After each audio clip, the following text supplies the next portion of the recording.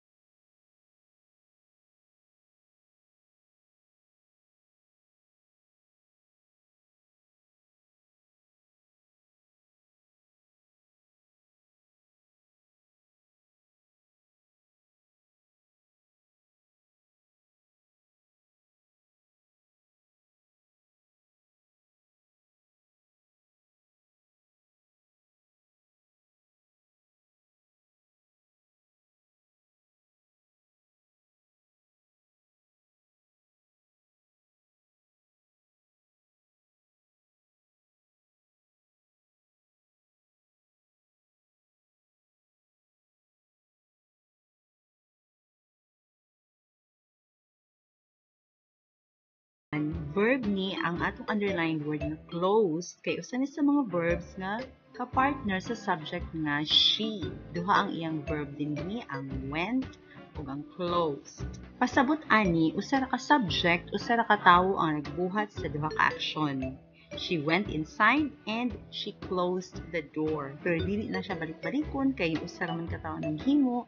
She went inside and closed the door. Although ang close, pwede na siya himuon nga adjective, pero dili ni siya adjective kay kung adjective ang close, ang iyahang katapad nga noun, dapat wala na article nga the or a. Mayroon tag closed door. Kaya kay closed the door man, napag article nga the, so dili siya adjective dinhi, usa siya ka verb. Object niya ang door, dili siya ang word nga gi-describe. Sa item number 2, ang gi-underline dinhi ang that clause nga that she is carrying. Basta gani clause nga nagsugod sa that, tan-awon nato kung unsa iyahang gisundan. Dinhi ang iyang gisundan noun ang bag. Meaning adjective na siya, iyahan ang gi-describe. Pero kung verb gani ang iyahang sundan, object na siya. So ang function na niya noun.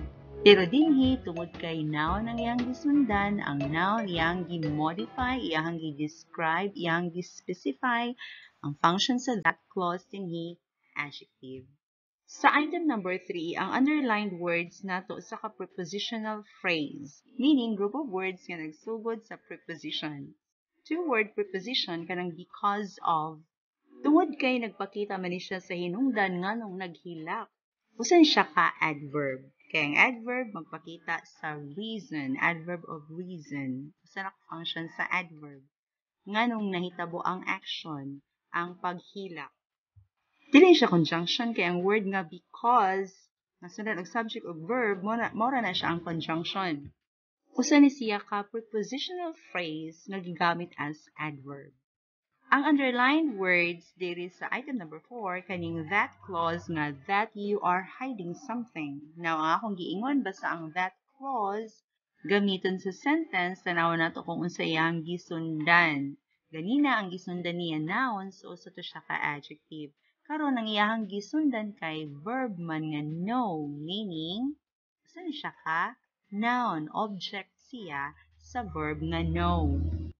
Sa item number 5, ang gi-underline na dinhi ang word nga crying.